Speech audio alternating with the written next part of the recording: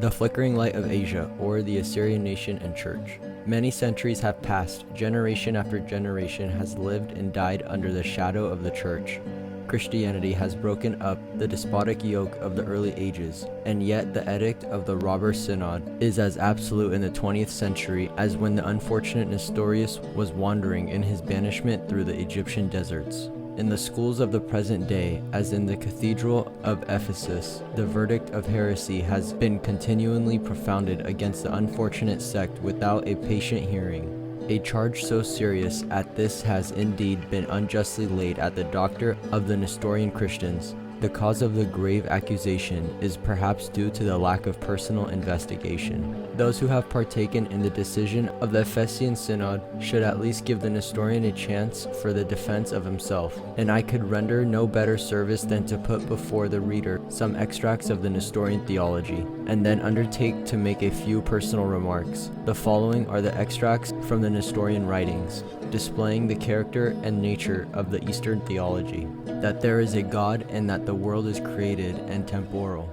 St. Paul, the heavenly apostle, the treasury of the Holy Ghost, and the spiritual philosopher, has through the Spirit laid an admirable foundation for theology by his saying that men should seek God and feel after him, and find him out from his creation, inasmuch as the artificer is known by his work, and the maker through the thing made, that the world is made and created and had a beginning in time. We know from this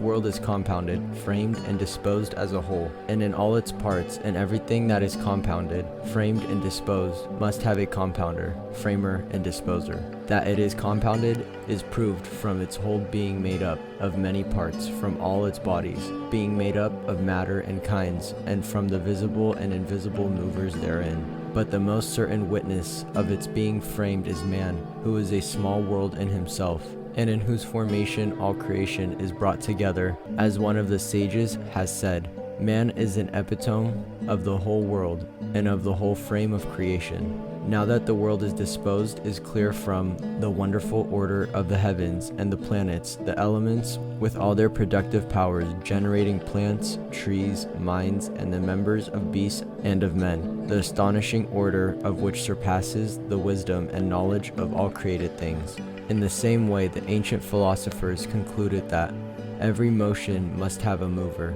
until they arrived at him who is not moved, who is the cause of all, and of whom they predicated that he must be good, wise, and almighty, good inasmuch as he created the world without a cause, because of the admirable order and frame displayed in the universe, almighty because he overcame the things which are naturally destructive to each other and brought them together in one agreement. Further, this world is made up of quality and quantity, as respects its bodies and spirits, and of different dimensions and extensions, of which the mind can inquire why they are not less or more, higher or lower than they are, and when it would know a cause for the appropriated designs, resemblances, and dimensions for all and of each, and for their existence and continuance as they are. It can find no other than the will and intelligence of the Creator, who created and disposed them after his own will, and as he knew would be best and most fit. The artificer must be of necessity exist before the work, in order that it may be proved of him